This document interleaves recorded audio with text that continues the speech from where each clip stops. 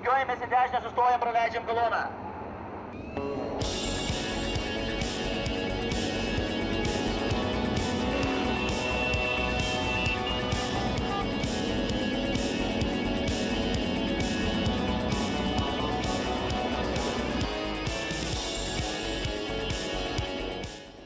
Vieni jais važinėjasi, kiti kolekcionuoja, o treti tiesiog pamatę fotografuoja. Retkarčiais jie pavadinami amžinaisiais tarybiniais žirgais. Šiuos sovietinius motociklus vis dažniau galime pamatyti miesto gatvėse. Kodėlgi jie vis dėlto yra tokie įdomūs žmonėms ir kodėl mes juos vadiname amžinaisiais?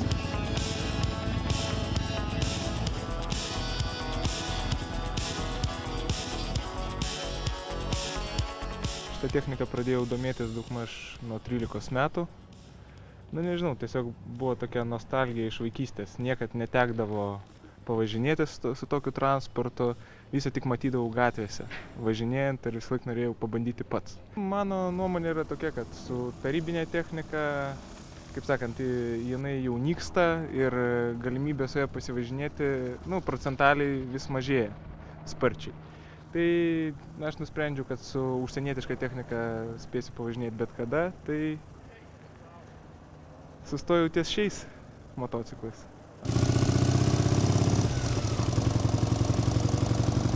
Viktoras studijuoja teisę. Šią techniką domėjosi nuo 13 metų, o jau 16 įsigijo pirmąjį Ižą. Dabar turi 3 motociklus. Kaip pats sako, yra ir daugiau jaunų bendraminčių, su kuriais vis pasivažinėja savo malonumui ar nuvyksta į kokį renginį. Bendraminčių iš ties yra labai daug, galima skaičiuoti netgi ne šimtais, bet tūkstančiais jų Lietuvoje būtent.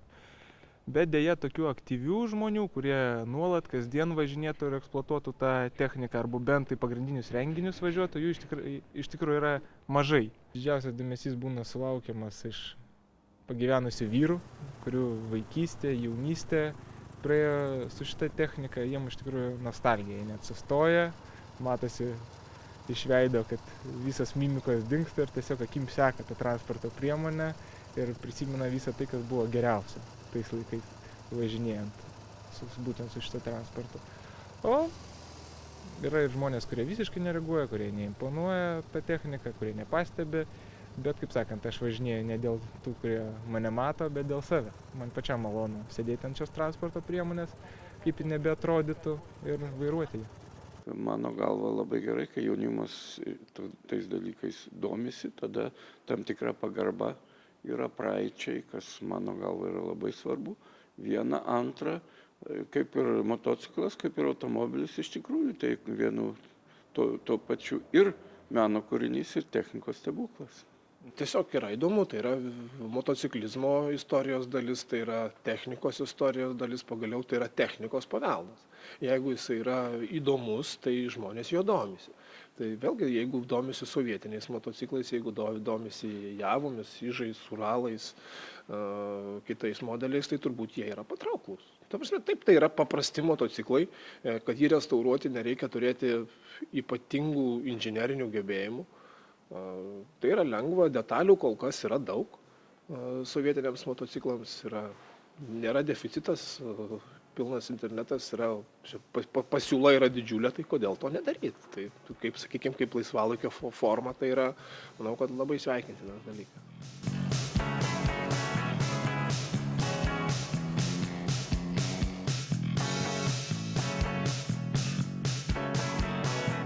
Pasirodo, šią senovinę techniką naudojasi ne tik jaunimas.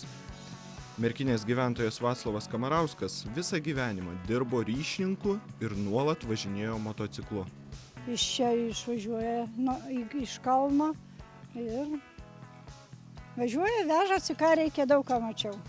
Ir taip iš parduotuvės nusiperka, kad sunku ten į tą, tai įsimeta į savo tą, bet daug metų jau tikrai.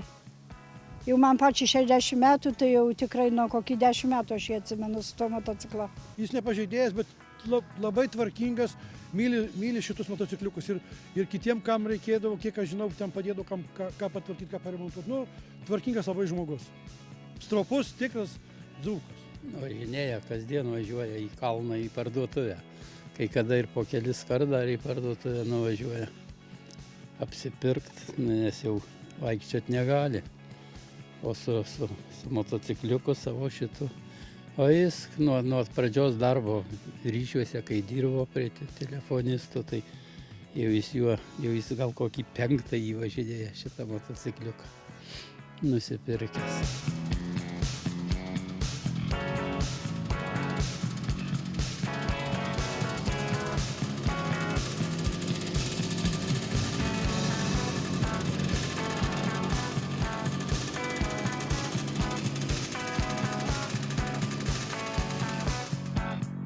Vaclavas Kamarauskas sako, kad visa technika gera, o besiskundžiantiems atšauna, kad nemoka jos prižiūrėti.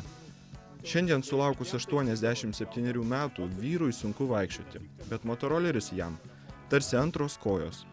Aš važinėjau, anksčiau dviračių motorinių važinėjau ir motociklais važinėjau ant 2 ratų, paskiau ant 3 ratų, motociklo ant 3 ratų važiavau su priekaba.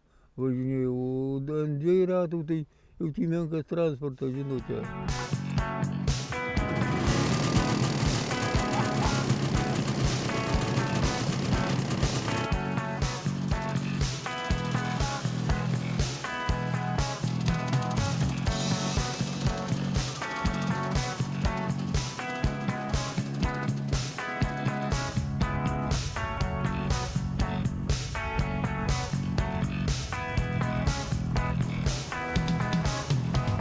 Rusiška negeresnė, bet visa gera. Čia gera ne to, kad rusiška, bet kas parsiveš va įsidėjęs. Gerai parsiveš, atvažiavo įsidėjai. Parsivežiai, nuvažiuoju Alytum, bulvų nusipirka 300 kilogramų, susidedu ir parsivežu. O dėl to gerai. O ar sunku techniką prižiūrėti? Jūs sakėt, kad reikia prižiūrėti techniką. Ar sunku? Reikia prižiūrėti, visko reikia prižiūrėti, reikia suprasti. Aš pataisau ir mašinas, šoferiai pridaro gedimų, nerandau, aš randu gedimus ir pataisau. Pagyvenę žmonės jauniems motociklininkams tarsi turtingi sandėliai. Tarp jų nuolat vyksta rimtos derybos. Viktoras pasakojo, kad kur bekeliautų su draugais ar vienas, dažnai sustoja įvairiose sodybose ir apsižvalgo ar nesimėto kur sovietinės technikos. Pamatęs bent motociklo detalę, bando įkalbėti šeimininką parduoti nereikalingas senienas. Kartais šeimininkai būna dosnūs ir net padovanoja.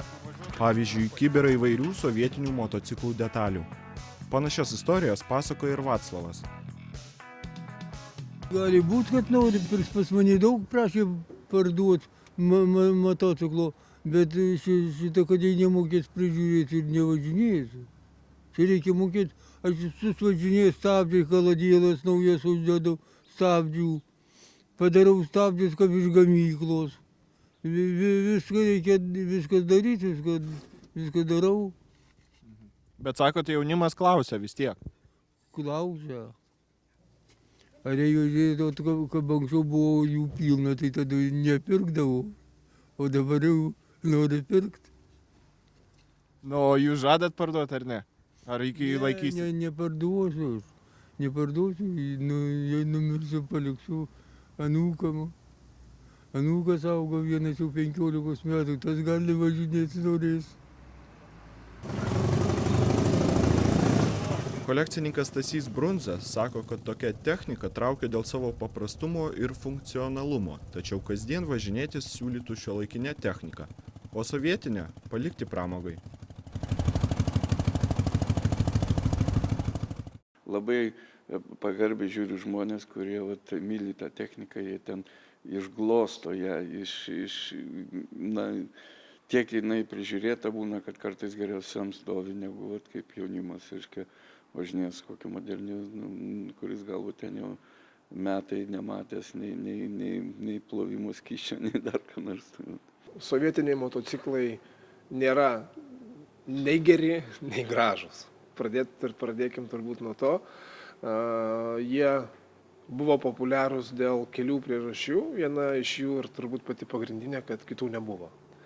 Nebuvo alternatyvos. Tai yra egzotiškai atrodantis motociklai. Jie yra kitokie, jie yra tokie, kokie jie yra, daug kas juos prisimena, turbūt absoliuti dauguma prisimena šitos motociklus. Tai visada malonu pažiūrėti. Anksčiau motociklas iš tiesų buvo prabangos prekė, turint omeny jo kainą. Šiandien nemanau, kad tai yra ypatingas kažkoks tai, sakykime, ekskliuzyvas ar kažkas. Tiesiog motociklas yra, norisi tikėti, kad motociklas visgi taps transporto priemonė, o ne prabangos preke ir tuo pačiu jisai atsidurs toj pozicijoje, kokio ir turėtų būti, tai yra transporto priemonė.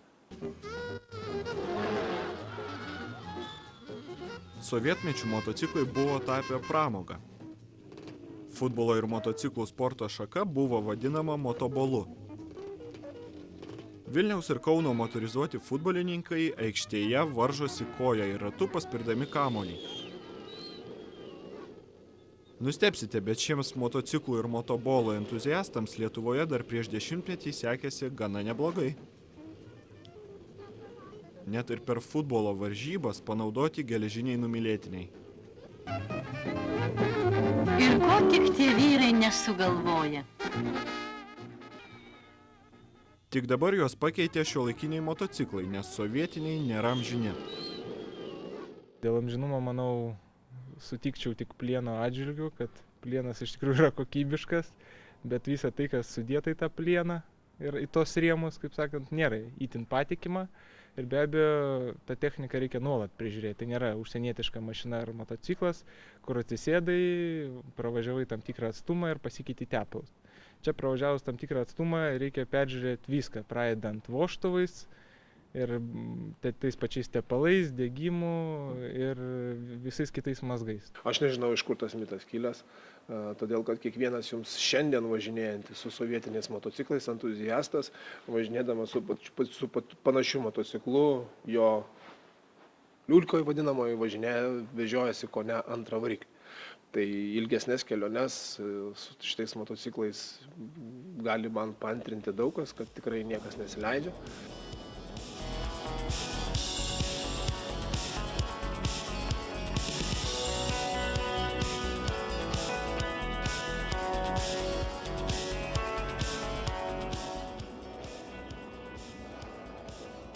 Entuziastams motociklai yra didžioji gyvenimo dalis.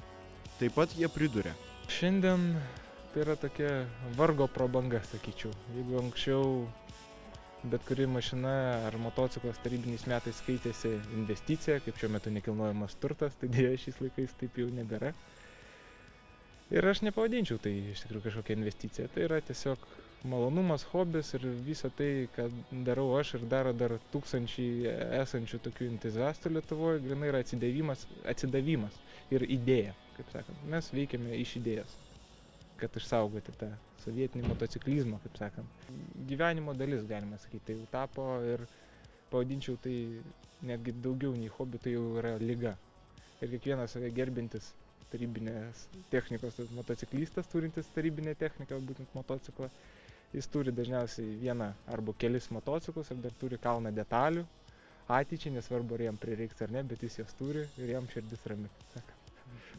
Aš pirmiausia nevažiuoju, o gerai pastrainu jį. Ir tada važinėjau, apdengiu grandinį, jį apdengtau ant tilto grynas dantrasis, purų varo ir nelaiko. Aš padarau ir jį apdengiu, aklai uždengiu, tai aš ilgą važinėju.